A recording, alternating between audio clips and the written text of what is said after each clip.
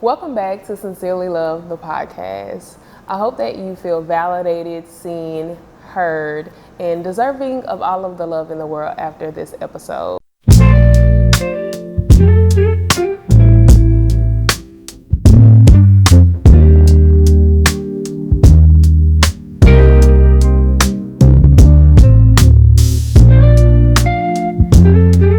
Today we are talking about being brokenhearted and the issues that we experience after a broken heart with allowing ourselves to be loved and love other people, but also trusting ourselves to make the best decisions for ourselves after a broken heart and what challenges come with that. Today I have a very special guest that I feel like is very befitting to have this conversation with because she is I've seen her be very soft, right? Very docile, very meek. But to the outside world, there's a lot of, how do we say? Am I a real nigga? A real nigga, yes. But a lot of walls. There we go. I was looking for that. Something more relatable to all the people. A woman with many layers, but also a lot of walls. And so we have discussed a lot of things relationship-wise in the world in general. And so I felt like, yeah, this is my dog. This is a person to have this conversation with because being brokenhearted and allowing ourselves to look for love and find love and be loved is something that I resonate with my dog with. She is a educator. She's retired 10 years. Not retired. Yeah, you retired. She retired from being in a classroom with them kids. That's what I mean. Ooh, okay. But she was an educator in the classroom for 10 years, for over 10 years, right? 10 years. 10 years. But it still very much has her hands into social and emotional learning and still helping our babies. In some way, you know, but also is a multi-hyphenate, a person that is a creative, a businesswoman, runs a production company, is a cinematic photographer, director, just a multi-hyphenate all the way around. Without further ado, my dog, B-Nation. What's poppin'? I'm about to say, yeah, because you know, they say we affiliated with something. That like, is no. the west side, Cali, you know. But yeah. Okay, thank you. It started out rocky. I was like, wait, this is why you got me here? No. I was like, okay, I got some credentials at least, but I was like, Lord, not broken-hearted girl. No. It's because of the other like nuanced questions that I feel like are in this conversation for sure. But you have like a lot of wisdom in the regard of like yourself. Like you've done a lot of work on yourself, and so there are some people that have experienced being brokenhearted that don't really have the reflection and the words to eloquently like have a conversation. That's deeply fair. About that. Mm-hmm. Yeah. People don't be having words. No. And I know that you have the diction for it. Come on, educator. A little diction. Come on. You know what I'm saying? So I've been celibate for a minute, so. What? I don't know if I got any diction, but you know what I'm saying. Sorry, go. So is that a problem? Yeah, no, just playing. No. Just playing with you. Sorry. You know I gotta have the jokes. Okay. No, but I was gonna ask, like, is that a part of you, like, finding love or, like, allowing yourself to, like, experience some stability internally first before somebody comes in? Or, like, not getting no dick? Yeah, like, does that have anything to do with that? I was like, diction or? No. Yeah, I chose to kind of enter a space of celibacy for sure after my last relationship, which was a difficult ending. And that was just more so like I think one of the things I like to be clear on is like what's me and what's not. I think enmeshment is a very real thing that like when you get into relationship with people, it's easy to lose where you start and where you end and where this person starts and ends. So it was really a lot about cultivating, like, I want to heal, I want to get my shit together, and then also like where are my boundaries for real when I enter into a relationship? I know one of your questions gets to like the like strong Black woman thing, and part of that is like this over nurturing care for others that you don't have for yourself. And so I think part of that was that, and also just at this space in my life at 35, and I know age doesn't necessarily matter per se in a lot of things, maturity, et cetera, but at this stage of my life personally, I've been pretty clear that like whatever I enter into next from like a sexual perspective, I don't care to have to compartmentalize. You want me to explain that? Okay, so I think that if you're dealing with situations in which you are not in a like exclusive or committed relationship with somebody, there's a level of compartmentalization that has to happen in your brain. Like you could be sexually involved with somebody, kind of have some emotion involved in some way, but like if y'all not about to really rock for real together, there's a level of like, okay, but like I have to keep this here and not get too caught up in that. Oh, so suppressing. Sure. Okay. Because words matter. Okay. Compartmentalizing and suppressing is two different things. You don't think that that's compartmentalizing? I think suppressing is an excessive display of compartmentalizing, but I'll take that. I'll rock with that. Yeah. Okay.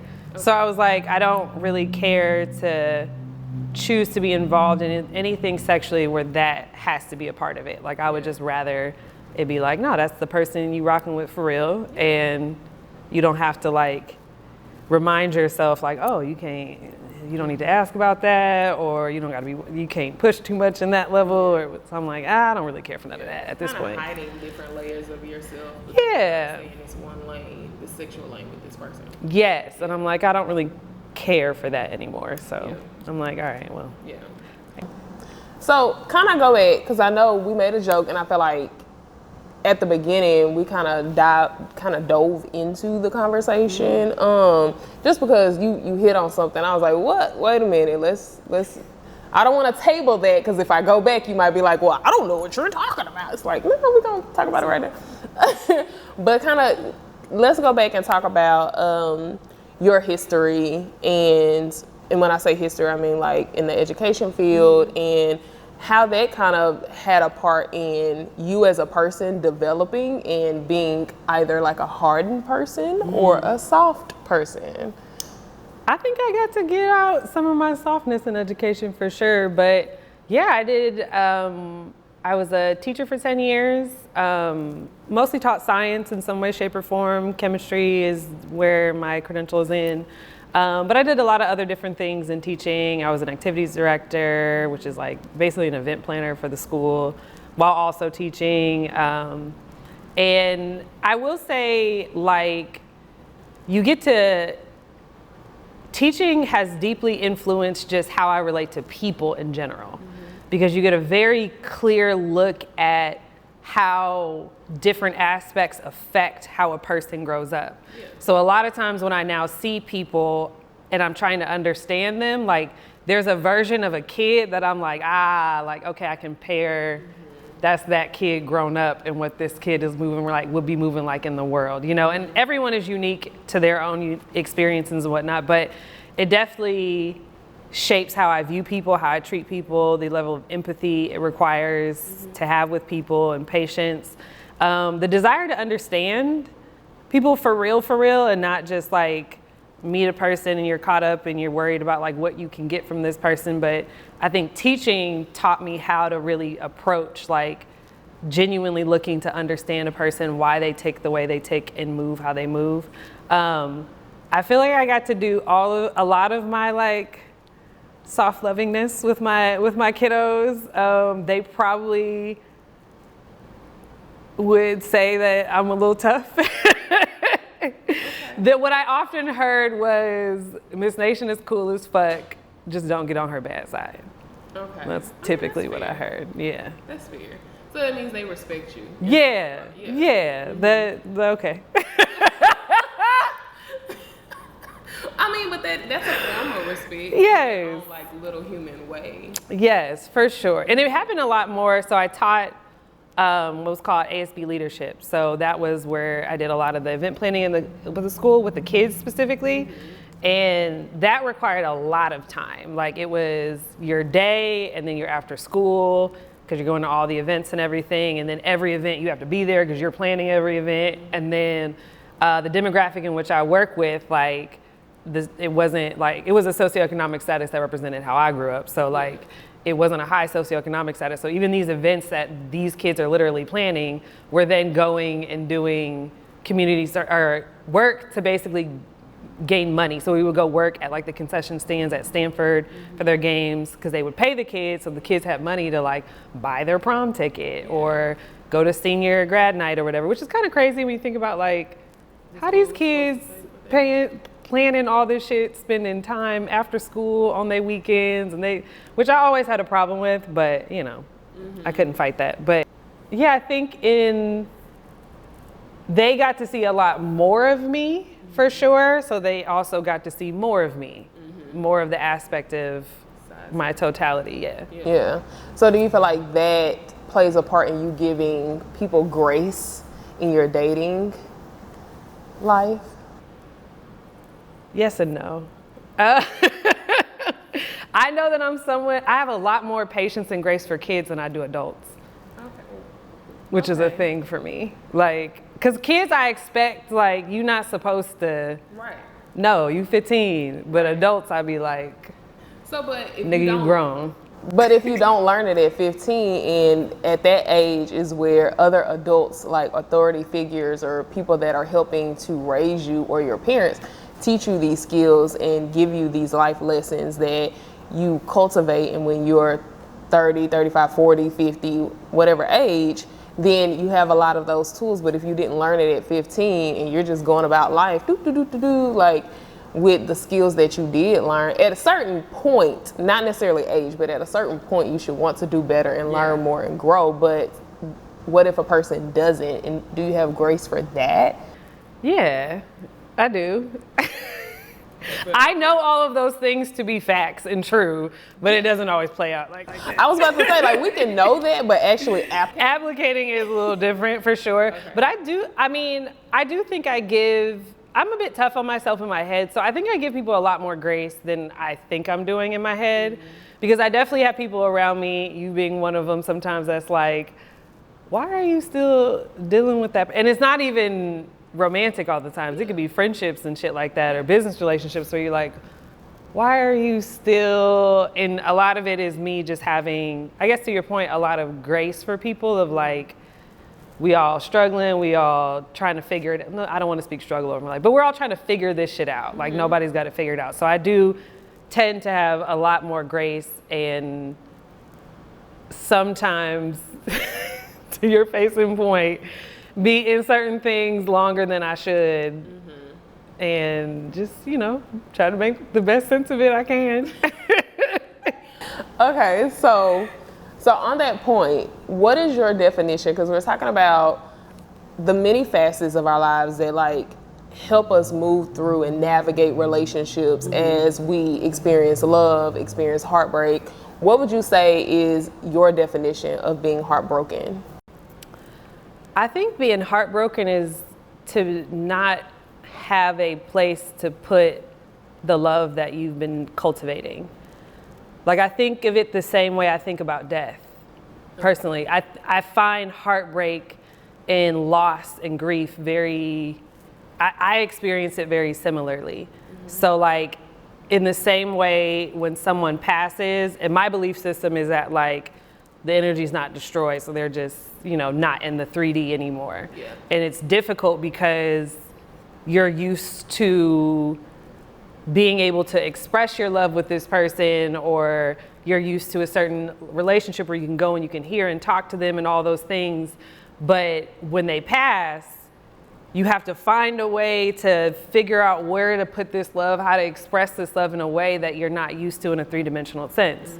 And I find heartbreak to be the same thing. It's just the person is still here, but like, if y'all are not choosing to be in relationship with one another, or maybe you still are, but you're experiencing some level of heartbreak, but it's like these things that you're used to giving, expressing in this way, it's like, what do I do with this? Where do I put this? Like, I don't know what to do with it. Yeah.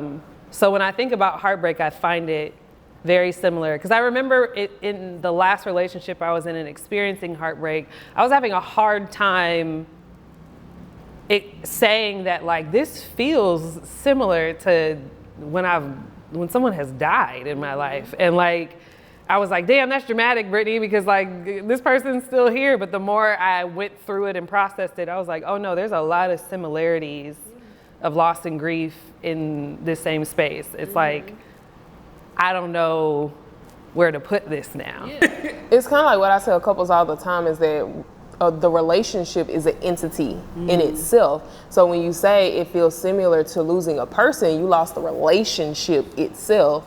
Not necessarily the person, they're still tangibly here, but the relationship has dissipated in a way. It's no longer.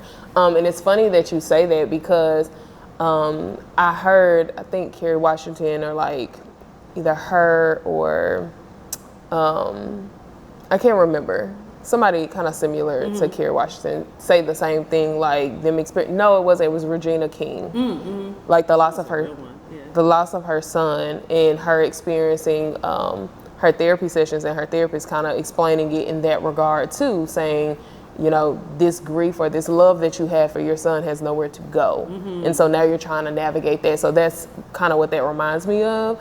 But I think I experience it in a different way. Like I've never correlated it to like having a loss, maybe because I've never had that type of loss before. Like I've lost people in my family, but I wasn't really close with them. So maybe that's why I don't see it in a similar regard for myself. But when I have experienced being heartbroken, I've experienced it more so as a disconnect and a longing to connect with this person, like missing the connection and the conversations that we've had, and being able to hang out, and I want to call you and tell you about something happy that something exciting that happened to me, some good news, or I even want to call you and vent, and for you to be a shoulder for me to lean on, and I don't have that anymore, the relationship. So I've experienced it more so as a disconnect in the relationship itself. And now it's like, now who I'm gonna connect with? I don't have you. Like, now, damn, we was rocking strong and I cut all my hoes off and like Not I cut all my hoes off. Never cut all you. No, just play. Just play. No, I mean, to your point though, I did have an experience where I was like, oh, I'm in love and we gonna work out and this and that, do. And like, motherfuckers was beating down my block and I was like, I got a man, whoop, whoop, whoop. And then a month later, You don't got a me. and it's like, how embarrassing. Now I gotta DM this thing, he gotta post something and I gotta be like, what's up? Spinner Black, Spinderella, you feel me? No. Yeah. No, I mean, even if you talk about what you're explaining, it's like, I still feel like that's similar to when you think about someone passing. Like, it's like, damn, I want to talk to you. Damn, I want to call you. Damn, I want to, and it's like, I do think one of the things I have reflected on to draw a difference to is like, when it comes to the passing of people that I care about, there is more of a connection still though, because of how I like honor that. Like, I have like my altar and things of that nature, and I talk to them all the time. And so like, there's a way to still keep that love connection. It's not as vibrant as it was if they were here. Let me not say what it is, but it doesn't feel as vibrant as it was. Versus like a partner, an ex-partner, it's like, there's always this connective love of like, if I got to the point of loving you, I'm probably gonna love you to the day you die. I don't wanna be with you, but I love you. But I do think it gets duller over time because there isn't an effort to put something into that relationship. Like, I'm not sitting there thinking about trying to cultivate or talk to or whatever this person. So it's like, I think of it as like a buzzing almost, as like, it's a duller buzzing versus like a death. It's a duller buzzing, but it's still, depending on how you interact with that, you can keep it a little bit more vibrant than this thing that you're not really watering in totality.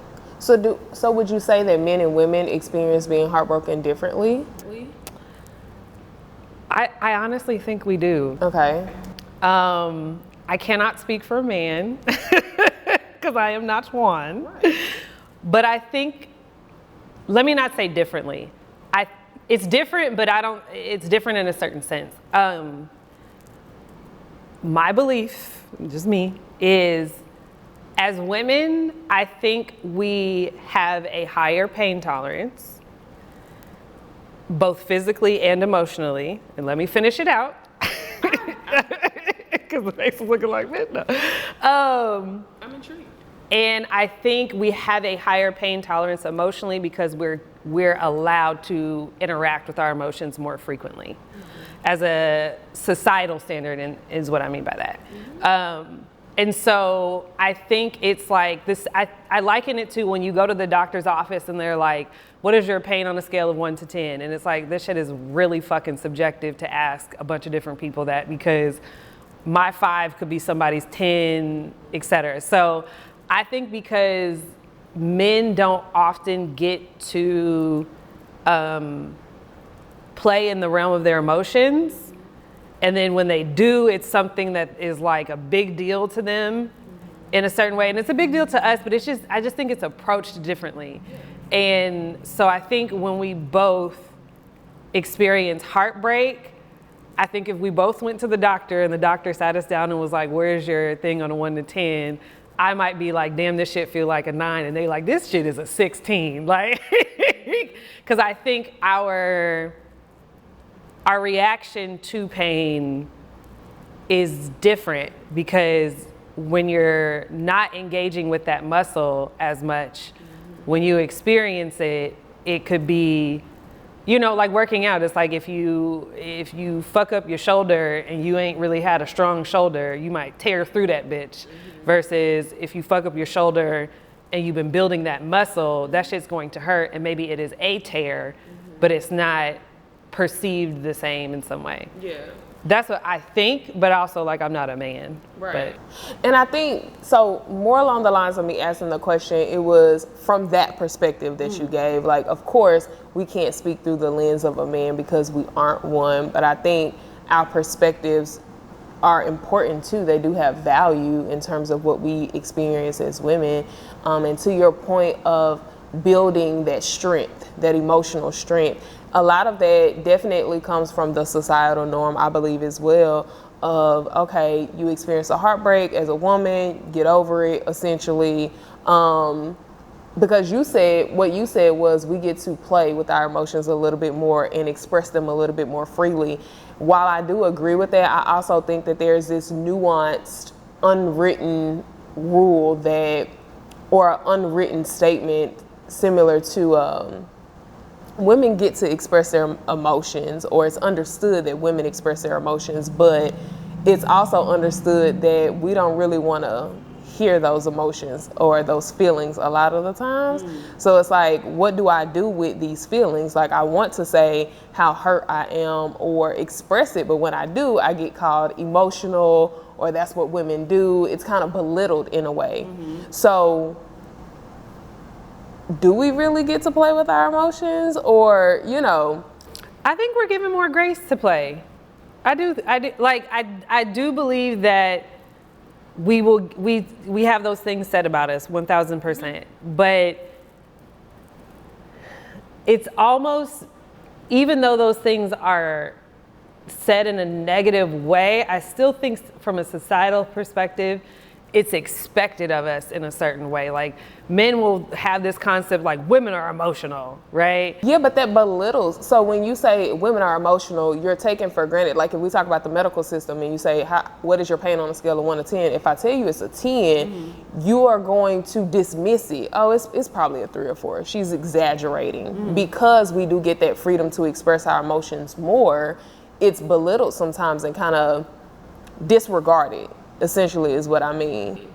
Yes. Like, I agree that it's belittled and dismissed, but I also think it's belittled and dismissed after you've had the opportunity to at least express some of it.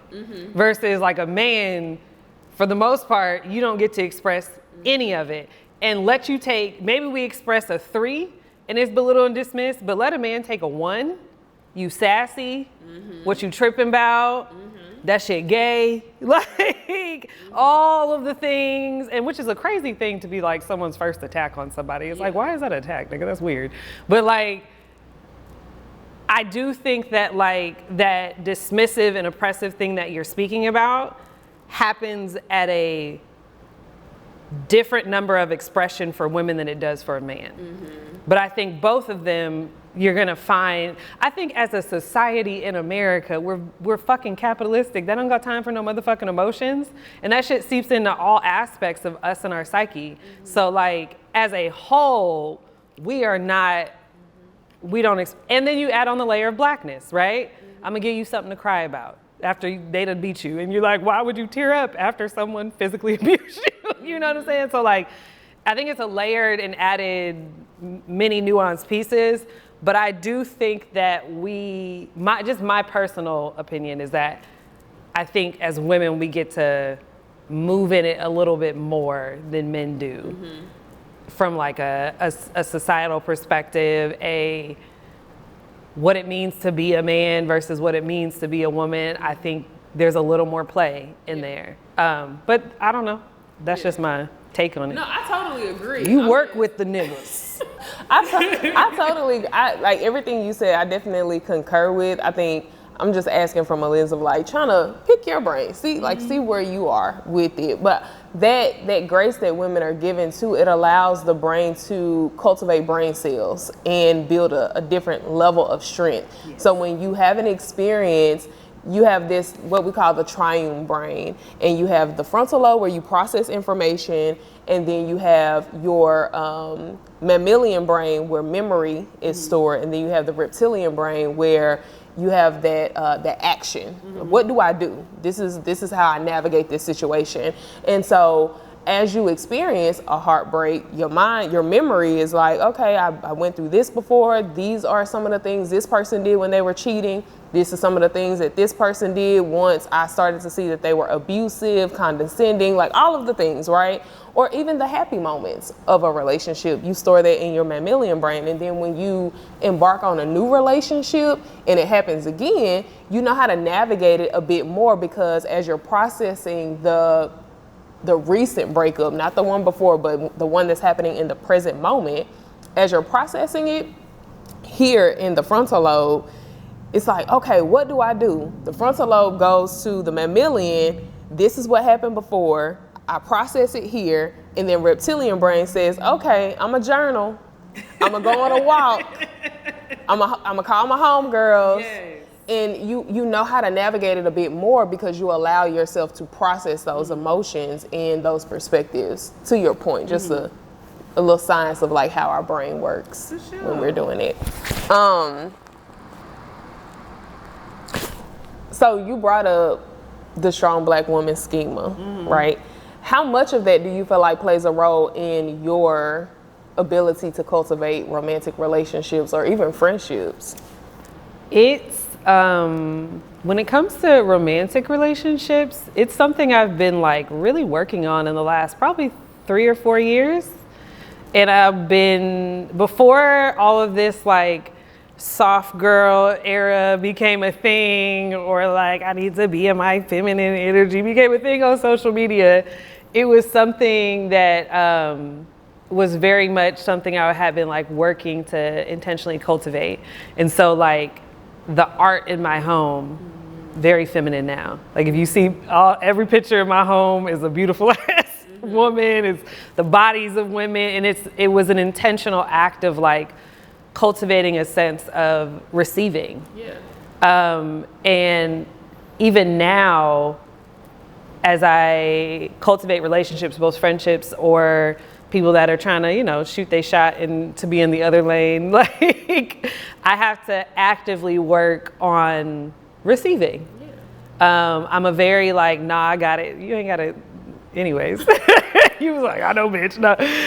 I'm a very, I got it, I'm good, da-da-da.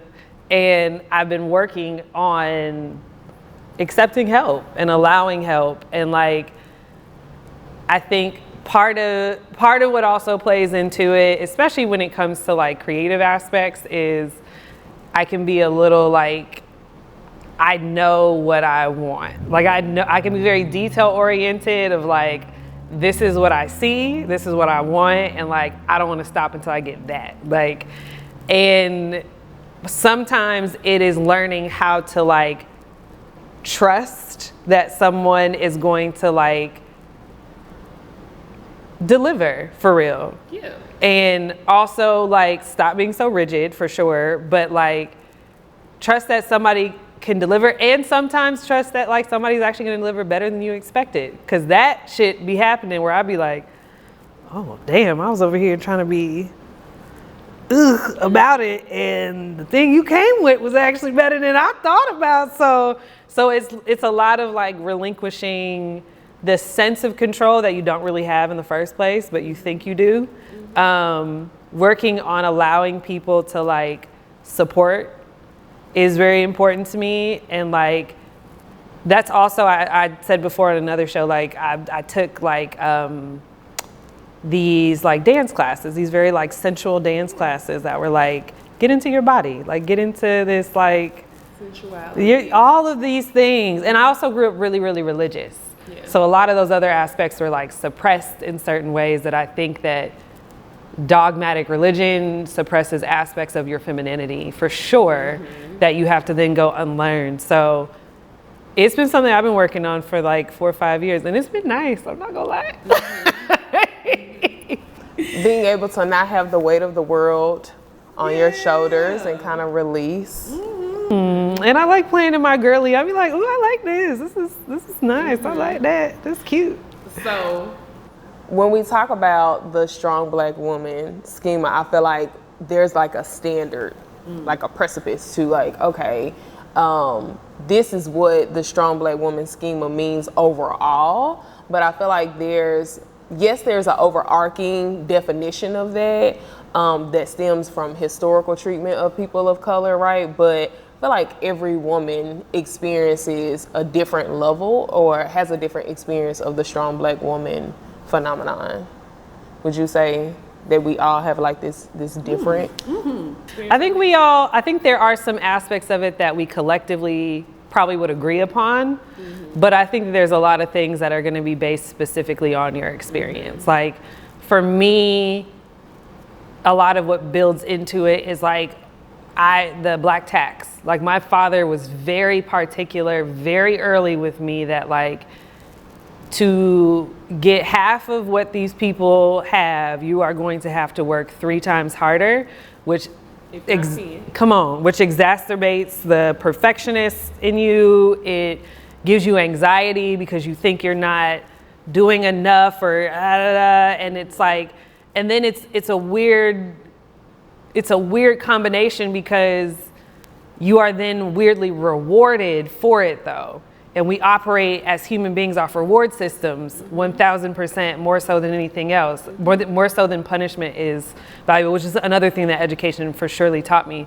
So this thing that I'm constantly rewarded for is, oh, you're so amazing, your work is fantastic, you do the da.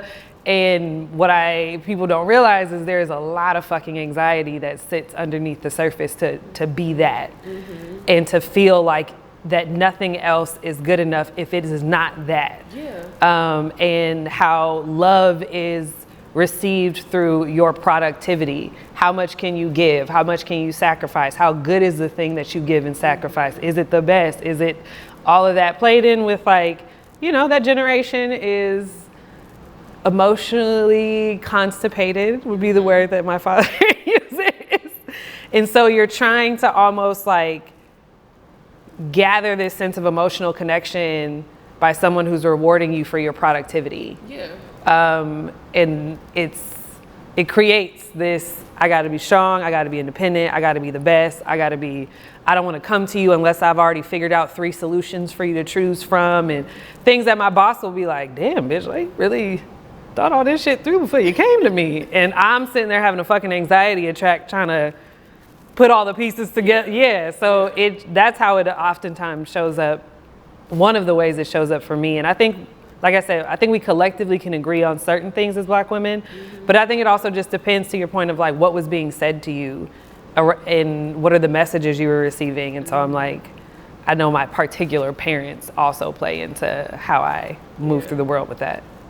I think me experiencing that, I took pride, like you're talking about, I took pride in being able to say, I got it myself. I didn't need help with this. I didn't need help with that. And again, to your point, in this capitalist society, like we create these legendary characters out of people that got it out the mud and didn't need help, and they pulled themselves up by the bootstraps. And, you know, we create legendary concepts and characters that play in movies. It's not everyday life. It's not the reality that we live. And for me, I think my breaking point with being this like strong black woman was when I survived a hurricane. And before it, they were like, we have sandbags for the city. You know, everybody come up, get your sandbags. And I'm like, okay, they don't have shovels. I gotta go buy me a shovel. And at this point, I'm living in a home by myself. I don't have a boyfriend, a man, nothing. So I go to Lowe's, I buy me a shovel. I'm not a stranger to tools or anything of that sort because my grandmother and my mom have an assortment of tools growing up. So I go and I get it, and I'm like struggling, putting sand in the bag. This is my first hurricane. And there are some men of color that walk up, and I speak hi, you know, because I'm trying to be a polite person. Walk past me, don't speak. There are some other men, you know, walk past me, don't speak. And then this white woman, she walked up and she started talking to her husband's friends. She's like, yeah, he's at home with the kids and da-da-da. I'm like, oh, that's so nice. They got a partnership. I'm, you know, having a conversation with myself in my head. And the men were like, oh, you were shoveling sand? Nah, go get in the truck. We got it. And they shovel her like 10, 15 bags of sand and put it in the trunk, right? The same black men that I spoke to that didn't speak to me, another white woman walk up, same thing. They say, oh, you need some help? You by yourself? And I said, oh, shit. I done sat here, I done got 5. These people done filled up 30-something bags of sand with these men that are helping them. And they done drove off. These other women they gone about their business. And I'm still here struggling. And then a white woman walked up to me. She was like, are you by yourself? And I was like, yeah. And she was like, let me help you. I was like, I'm okay. I think I'm just gonna take my time and I'll get about probably 10 if I can. She was like, no, I have some time. My husband's friends are here. My husband is here and they're doing all the stuff. Us girls can get it. And I was like, oh, this feels nice. The girls are getting it together. And so after that experience, I really started taking like a hard look at myself. Like, do you really want to do all this shit by yourself? Like, or did you create that persona to survive having to do everything by yourself? Like, there's a difference from my circumstances create a life that wields me doing all these things by myself and me actually wanting to do them. So after that, I had a conversation with my grandmother because I watched her and my mom change tires, lay concrete, sheetrock, all that stuff. And I said, you know, all that stuff that you did growing up, did you really want to do that stuff? She was like, nah, baby, I didn't want to do that. I did that because I had to do it, not because I wanted to do it. And so it really made me look at it differently. And not only that, like me studying in school, like researching Black love and love in general, right?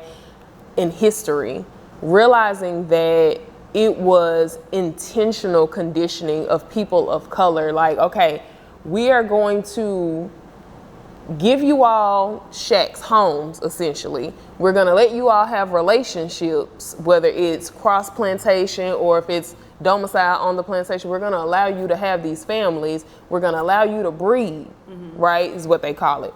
We're gonna allow you to breed. But then when you do that and you establish a loving family and home and you feel like you got something, we are going to assault this man in front of you. So we're gonna emasculate him.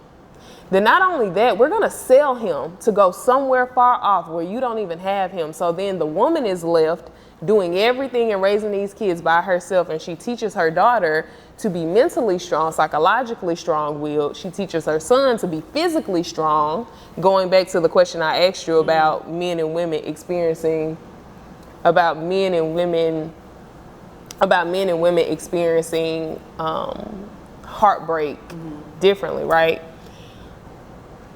In our culture, the men experience it differently because generationally, Men have been taught to be physically strong, not emotionally strong or psychologically strong, but the girls have been taught that because of these conditioning circumstances going back intergenerationally. Yeah. I completely agree, because as you were talking, I'm like, before you even got to the full breakdown, I was like, what you broke down beautifully is like, this trope of the strong black woman actively works against community building. Yeah. And like, we are not meant to be not in community with each other. We are, let me say this the right way. We are meant to be in community with one another. We all need help. We all need support. And taking on this like trope or this weight of the world of having to be, and to have that be put out as like, this is the thing we're supposed to be attaining. You're supposed to be a strong, independent, boss ass, blah, blah, blah, blah, blah. It's perpetuating this idea that we do not need to be in community with each other, which doesn't serve any of us. And to your point, I have very strong opinions about the ways in which we dehumanize black men specifically. Yeah. And you know, it doesn't fall under all of the super like, you know, feminist blah, blah, blah, which that's a whole white rhetoric that I don't particularly care for. But I'm like, there's a lot of ways, to your point, which we have been socially conditioned for years and years and years to completely dehumanize black men. And in that dehumanization, it affects how we're in relationship with each other. Because it's easy to dismiss somebody, dismiss the emotions, dismiss all these aspects of someone who, whether you are conscious of it or not, you are taught is beneath you. Yeah. And you don't understand how that shit starts to come out in your everyday life, and how, and especially when you hit conflict with this person, like how you speak to them when you feel snappy or frustrated or emotional or hormonal. I don't love using emotional to describe women just because of the context of how people take that. But like when you're having these different things, your hormones are moving in whatever way. We talking about our phases and all the things before. Like it's easy to just, I'm going to take this out on this person who's here with me because subconsciously I already have a belief system that you are less than me. And it's like, we don't treat them in a way as if like they were a complete human being. I always tell women, like my friends, not women in general, I'm like, if you are saying something to him that you would have a problem with if he said to you, that's a problem. Like you're enforcing this double standard. Like if you talk to him in a certain way that if you thought a man spoke to you, you would have a whole problem with, like you've been socialized to completely dehumanize this person, and yet you're trying to also be in relationship with a subconscious belief that you don't know is there, that you need to actually be able to bring to the surface and work out. But yeah, 1000%. But I think that works on both sides though, because I think that us as men and women in the culture that we belong, I really feel like we both do that. And I feel like it would be a disservice to not check each one of us about the things that we do on the same line. Because when we're talking about, to go back to what I said just a second about the point of me emphasizing that these white women were walking up and saying, okay, they need help, or not even asking for help, just men of every color, culture, walking up and helping them, and then I'm by myself and watching other black women that were there do it by themselves and their kids helping them. To go back to that, I feel like white women, my point of saying the cultural aspect is because in that moment I felt weak. Like for a second, being strong didn't feel like a strength. To your point of what you just said, like it didn't, in that moment, I was able to get a glimpse of being vulnerable, and being soft would have been a strength in that moment, because I am struggling to fill up these bags, and I am struggling with the psyche of I'm alone, and all of these other people have community, and they have help, and they have husbands and friends and all of this stuff. And in that moment where I felt weak because I wasn't able to be vulnerable enough, or give off this femininity that attracts what we need, right? I didn't feel that strength that you were just talking about, and I think that was definitely the shift for me. As we're dealing with a crazy ass traumatic, like you're going through a fucking hurricane and you're like, no, I got it. And I'm like, what? But we do that 1000%. Yeah. On that front, there's a video that I watched of a young lady talking about she was an alpha female and she was confident, and just because, I mean, she was very like masculine in her presence. Like, you know, I think it was on a podcast. It was like a couple girls. Shortcut? No, Okay. She had long hair. Okay. She was like kind of sitting. She was like, yeah, I'm confident in this and that. If I'm a leader and that offends you, that don't have nothing to do with me. And woo, woo, woo, woo. And I'm like, well, one, being a leader, like that has nothing to do. My response essentially to that, like seeing it, was like, well, one, you're being too aggressive. Two, y'all are having a conversation about receiving help, just like you and I were talking about community. You're having a conversation about receiving help, and then you're approaching the conversation about receiving help in a very aggressive way that anybody would be intimidated by and not want to be around you. It's not very inviting. And so when we talk about the differences of masculinity and femininity as it pertains to the strong black woman like schema, to be a strong black woman, you have to exert an excessive amount of masculinity and aggressiveness, essentially, that is associated with that masculinity. And I think all people possess masculinity and femininity for sure, because that's the yin and yang of our world. Like, we all have to experience it in our spirits and in our body for balance and harmony, right? But when you exert it in such an excessive way so that you live up to that strong black woman phenomenon, you are also repelling help. You're repelling community. You're repelling this traditional man that you want. And I'm not saying that you can't in no way be confident, a leader, and be on your shit, be a boss. No way saying that. But there's also a time and place, and you have to be able to move fluidly between masculinity and femininity when you are trying to attract this traditional man, quote unquote, that you want to step up and be a leader, step up and take some of these things off of your plate. Because if you are approaching the conversation like she was, in this very dominant, aggressive way, that is not going to attract the type of man that you want to take charge. Why? Because femininity attracts. Femininity says, this is who I am, this is what I am, this is what I need, and I'm just going to exist. I'm going to exude the proper energy so that that masculine energy that you want to come in from a traditional man can come in and say, you probably got it. You probably got it. You probably can do it yourself, but I want to do it for you. I want to help you out, and I want to be there for you. And so one of the questions that they were discussing in that conversation was, can two leaders exist? Or the word they used was alpha. I don't really like to use that language, but can two leaders exist in the same relationship? And my thought is yes, because he don't know everything. Like this patriarchy mentality, it brainwashes us essentially to think like, oh, he's the man. I have to let him handle everything. Well, he doesn't know everything. That's the first thing. The second thing is, you may have a little knowledge, a little information, because the modern world has a lot of educated women in it, right? So because I'm educated, that means I know a little bit more in this space or this aspect of life than you may know. So because I may know more in this aspect and you may know, because you may know more in this aspect, we are going to build our relationship and our lives around our strengths. And if there's something that you are lacking in, I can help you with that, because I'm also a leader. I'm also confident in the things that I do. But if there's something I'm lacking in, you can step in and help me as well. So we play on each other's strengths. And I just thought the conversation was funny because she couldn't really see why they were taken aback.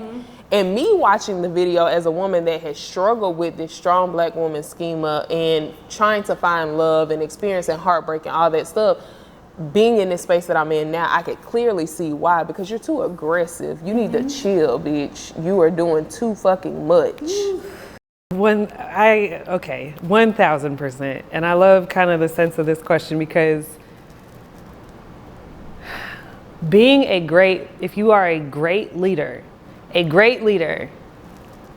don't know that everyone has a real good concept of what that means.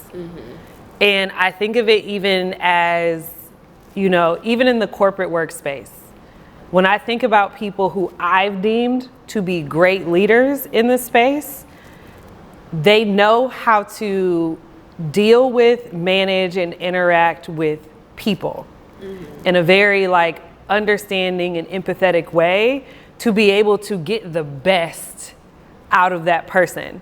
So I run a team in my corporate job, and I have to really pay attention to how do each one of these people work best? How do I get the best work out of them? And that has to do with what hours and the time of day they prefer to work. What is the environment where they feel safest to express, what is or isn't working, what is the way I need to set it up that they're gonna be able to receive criticism in a constructive manner. That has to do with delivery, that has to do with the relationship I've built with you over time, that you trust me, that when I'm coming to say this to you, you're receptive, you're open to it. I have to care about these other aspects of what's going on in their life. Managing becomes a lot of work because it is an emotional labor as well to do it well. So even when these people or when I hear women saying, I'm an alpha and I run this business and I would often be interested to figure out the people that work with you. I say with for a reason, which they would probably say for me. But I say with because of power and hierarchy dynamics that I've learned again through teaching of how you treat people and interact with people. I would ask them if they stepped out of the room and their team was able to give a true, honest answer, what would they really say?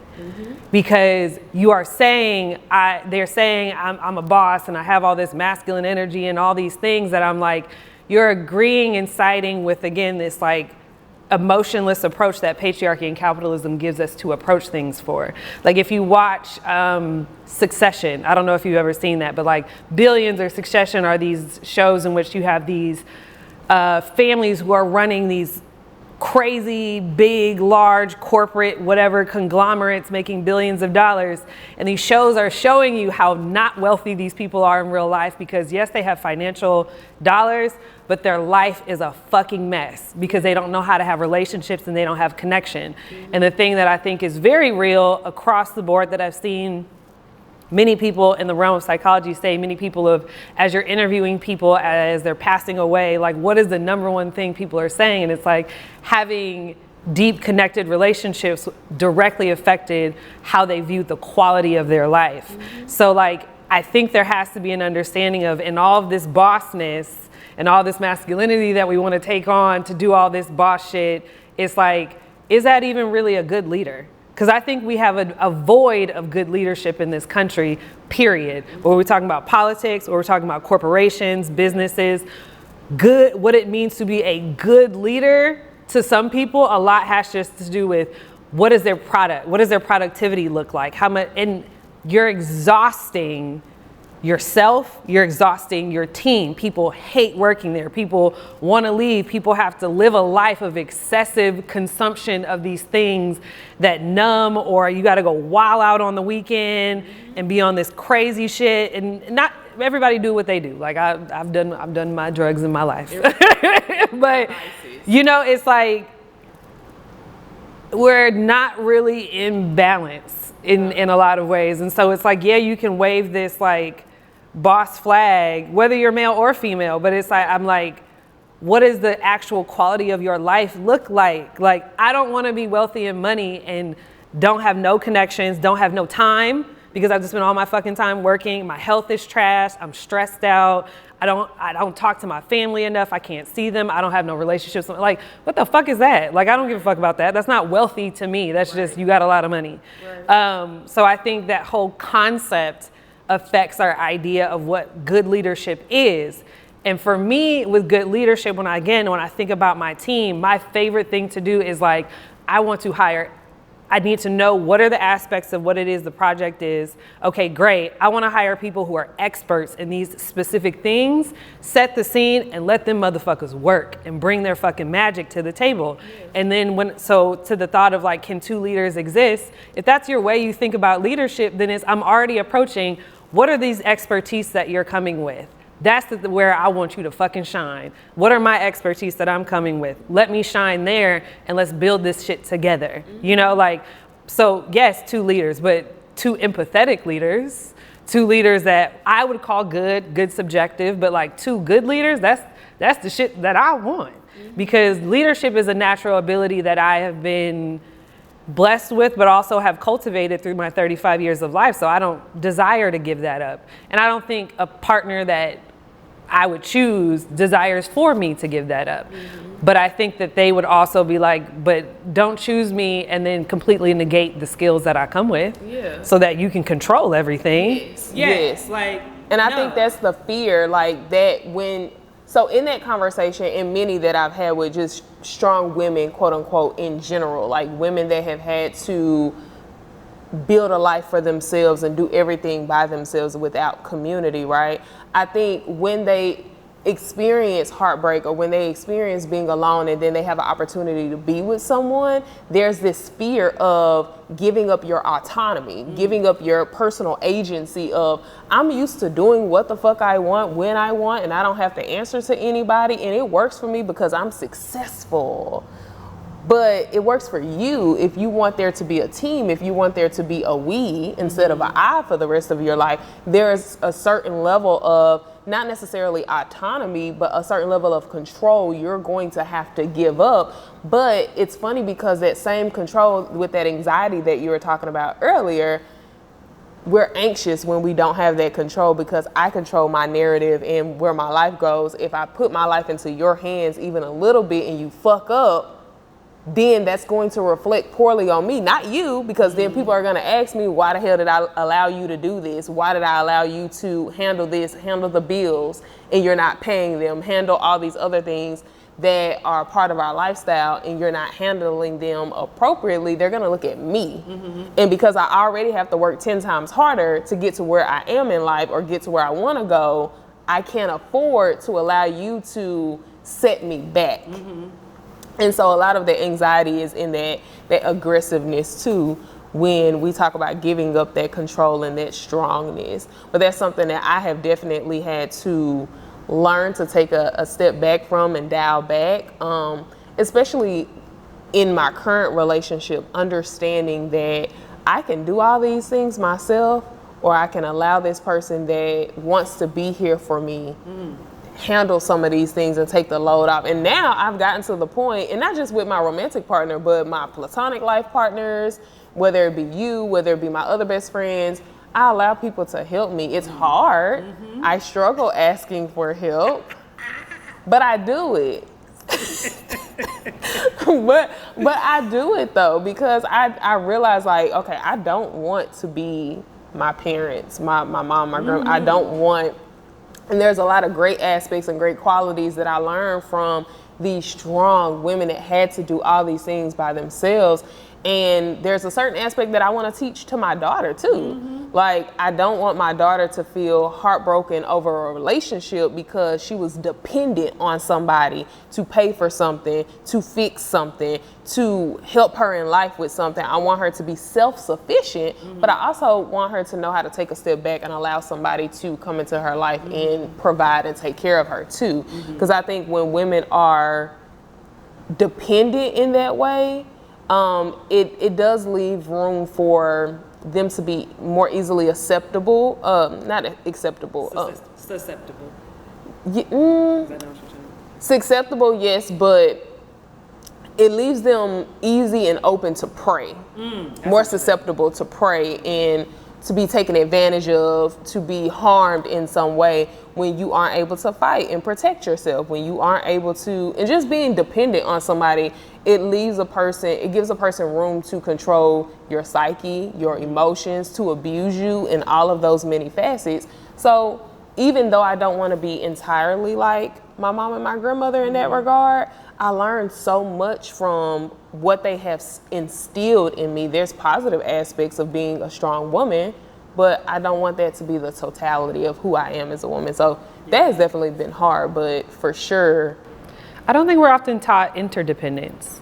Yeah. Like, I think we're taught what it means to be independent. We're taught what it means to be codependent. The same way I don't love, to your point, I don't love the alpha thing because people think that the only options are alpha and beta. But when these are archetypes and people don't know that there actually are a span of archetypes, but we just only take those two and rock with them as if the rest of them don't exist. And so that's another thing too, where I like, we can't be too binary in our thinking because human existence has so much biodiversity that it doesn't make sense to be so binary. So like, we are not often taught what interdependence looks and more importantly feels like. I think what people sometimes think interdependence is more codependence.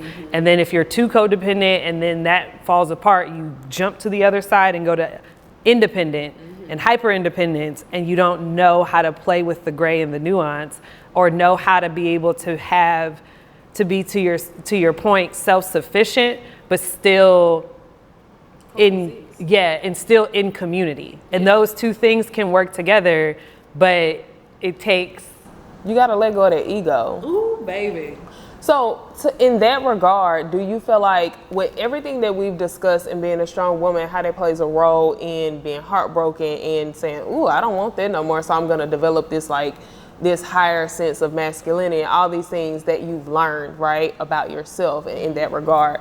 Do you feel like you choose differently in terms of partnership than you did before? Like, are you choosing based on your current values, or do you see yourself still dating within that familiarity of the past and how you were before? Interesting question. I would say I am choosing differently to an extent. So I'm a lot clearer on my values at this stage. So there are expectations now that I am like, I refuse for these expectations to not be met. And those have a lot to do with a person's character for me. So like kindness as a baseline, or I would not partner with someone who I did not perceive as generous, or have integrity and things of that nature. I will also say though that I can clearly see when I have entertained some toxic shit. I know what my daddy issue is and how it shows up. And there are ways in which I go like, yeah, that's still around. And like you may not be locked in, but you entertaining some shit that is a elevated version. It's like you got to a new level and it's presented to you and it's the same thing. It just came with more bells and whistles this time around. Yeah. And which to some extent does speak to your elevation of like what you will or won't accept as far as like certain aspects. But it also, like, I could see it. I could see that I'm like, that's still your daddy issue right there. So like, don't lock in with that. Like, because you can see it playing out. So I think yes, and. You know, like, yes, it has, I do feel like I'm choosing more from a sense of values because I also like haven't chosen anyone. Like, I'm not in a space where I'm in a relationship with anybody, and there's a reason for that because I'm like, the options that have come by, I'm like, oh, these are not in alignment with my value system. But you know, there's always niggas around. And some of them are, for sure, patterns. Yeah. That I'm like, all right, well, this is why I'm not going to choose to like really partake in that. Yeah. But if you want to be around. But that's still, okay, so that is still partaking. Okay, sure. That's still partaking because like, how am I supposed to receive? You know, if I can't, you receive from different energy, not that energy. Oh, okay. I be receiving from some of the energies. Okay, so that, first of all, that's a good point because so a lot of people become very aware of what their issues in dating are, especially after heartbreak. They become aware of themselves and how they have also contributed to their own heartbreak, right? But just because you're aware does not mean that you are doing any better in dating. And I say that to say there are some people that I have worked with because, you know, in my practice, that's what I specialize in, relationships, right? In love. And so there are people that come to me and they say, or even friends, like they come to me and they say, well, I know this about myself, and even though I'm dating this person that does I thought that maybe me setting boundaries and me, like, you are still entertaining an energy that doesn't align with you. It doesn't align with your values. So even though you're aware of yourself, you're still entertaining this energy. Just because you became aware of toxic behaviors or a person trying to control you or gaslighting, that doesn't mean that you can interact with that person with that knowledge and with that awareness and make them change. Some people definitely still want to be in that energy, and your awareness does not mean, oh, I'm aware, I can just date whoever now, or I can date people and navigate through it. No, that's not how that works. Like, you choose people to entertain and interact with based on those values, based on you sharing those same values, and both of you being aware that, okay, this is unhealthy, this is toxic, and choosing to interact in a healthy way. Yes. It makes sense. The work to me is, when people talk about doing the work, you know, I would have a little, my definition of it would be to do the work to become conscious of it. Yeah. But the tougher work is to be conscious and choose in what's in your best alignment, right? But I also, you know, have grace for myself in the sense of, like, sometimes you just, right? Well, not even that, but it's like sometimes you're not done until you're done, you know? Yeah, and be done with that toxic shit. I, for sure, to me, I go like, you need to be able to, I guess, like, interact with this in the most appropriate manner. And you're gonna be human, and sometimes you're gonna fuck up, and sometimes you're gonna have to be like, or, you know, or sometimes you be like, you be playing with fire a little bit, you be like, stop, indulging a little bit, you know, so, yeah. No, I know, I can see it. Would it be? That's how you grow and learn, though. But that's how you grow and learn, though. Like, when a person is aware of what their triggers are, what their experience with love is, and, you know, how they contribute to it, or the things that they have allowed in their lives, when they're aware of it, that's the first step. But you being able to process it and set those boundaries or have those values that we're talking about, you got to actually applicate it to relationships. So it's gonna take those, not failures per se, but it's gonna take relationships that you really don't want to be in, for sure, to applicate those skills in, so that you can know if I want to be with this person or not. Because if you try to set a boundary or try to let a person know what your requirements are and your standards are, and they are unyielding to them, then you know this is not the person that I want to be with. And then that is where choosing to indulge or not to indulge, that is where, like, that comes into play. So I for sure understand, oh yeah, I gotta entertain something to really feel, you know, to see what I want, what I don't want, you know. Yeah, no niggas, that's crazy. It's always gonna be some shit with somebody, so you just gotta know what you're gonna accept and from who. And to your point, the boundary thing is, like, I would never engage with somebody where I stated a boundary and they willingly violate it. Yeah. And just be like, I don't give a fuck. I think that sometimes I violate my own boundary and they be like, okay. You know, because I feel like I low-key feel like that's how niggas are sometimes. I mean, yeah, because they be like, I'm gonna be around and I'm not gonna push, but, you know, any of the green light you give me, I'm gonna take them 2-3 motherfucking inches. You give me an inch, I'm gonna take them out. That's essentially what they do. But to your point, you have a personal obligation to self, and when you're not fulfilling that personal obligation to self to uphold your internal boundaries, it's like, okay, bitch, I done told you we're gonna have a little me time, a little play time before we leave the house. So when we get to his house, we're not gonna indulge in none of that shit we've been talking about through text, 'cause I was just playing. I'm really trying to refrain. I was just playing. I was just playing. I was just playing. Wow. But if you get there, Not you in that nigga phone. Talking about you gonna bust that shit open. because so you know sometimes My you legs just stolen up but the peace sign, shout out to 7th Streeter. And you got there talking about I'm just playing. That's crazy work. but I told you I was just playing before. We just talking. We just that's the indulging. No, I'm telling you, I just indulged just a little bit. Okay, so thank you. Yeah. That's just a I little don't even bit. show up to the nigga's house. I know better than that. Oh no, I got to show up.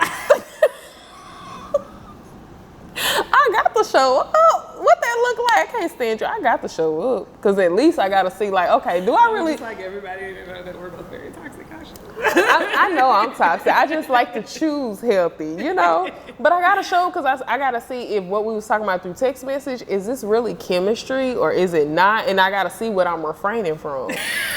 To see if I really want to continue to refrain. So you see that curiosity that need to like inch on up right there to the flame? Mm-hmm.